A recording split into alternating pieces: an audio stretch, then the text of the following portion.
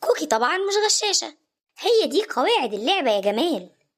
انت اللي لازم على قد ما تقدر تتقبل الخسارة وتحاول انك تكسب المرة اللي بعدها، مش تقعد تعيط اول ما تخسر وتجيب السبب على غيرك.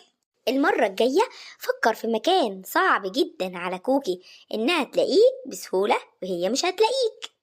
ايوه فعلا، انا كل مرة بستخبى في اقرب مكان بلاقيه. وما ينفعش ابدا تشتم اختك وتقول عليها غشاشة. عندك حق يا ماما. وانتي ما تزعليش من جمال يا كوكي، هو لسه صغير وبيتعلم.